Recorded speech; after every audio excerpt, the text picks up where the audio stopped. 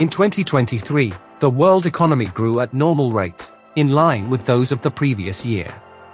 International trade, which had already slowed down in 2022, recorded a weak contraction in 2023. The growth rate of world economies was uneven.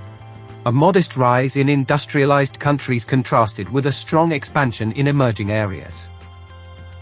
In Asia, India further accelerated its pace, China resumed its run, and Japan improved its performance compared to recent years. The United Kingdom was at a standstill. The Eurozone experienced a very weak GDP growth, overpowered by the US outcome.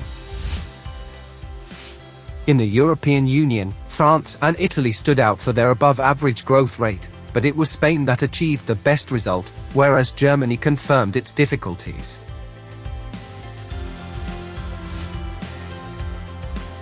In 2023, the world production of machine tools amounted to €80.7 billion, basically remaining at the same level as the previous year.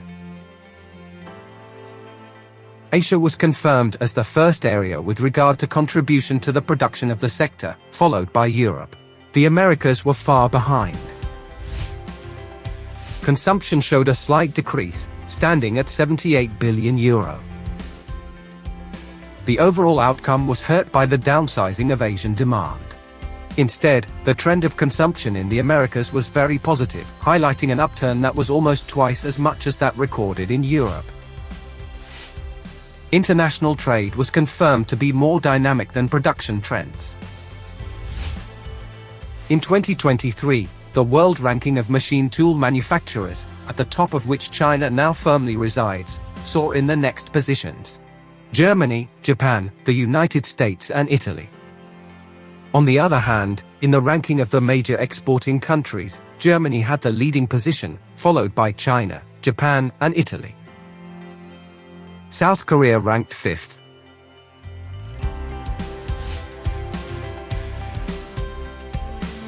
Considered on the whole, i.e. by adding up the values of machine tools, robots and automation systems, the Italian production of the sector achieved the new record figure of €7.6 billion in 2023. If we also consider, in addition to the production of machines, the production of parts, tools, numerical controls and services to machines, the economic value of the sector stood at €11 billion. The decrease of the order index, reported already from the beginning of 2022, continued. In 2023, the index marked a 24.7% fall on a yearly average. Minus 48.4% domestic orders. Minus 11.3% foreign orders. Consumption dropped by 7.8% due to the contraction recorded both in the deliveries of Italian manufacturers to the domestic market and in imports. Despite the increase, the market share covered by foreign supply remained at the usual levels.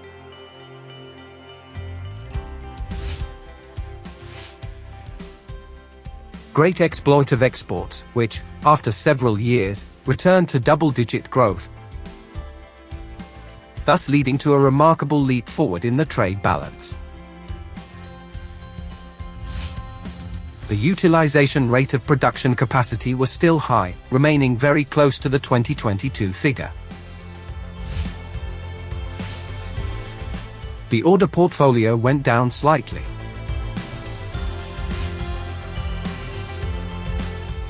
In 2023, Italian exports of machine tools only grew compared with the previous year. The performance of overseas sales was positive in all quarters of the year.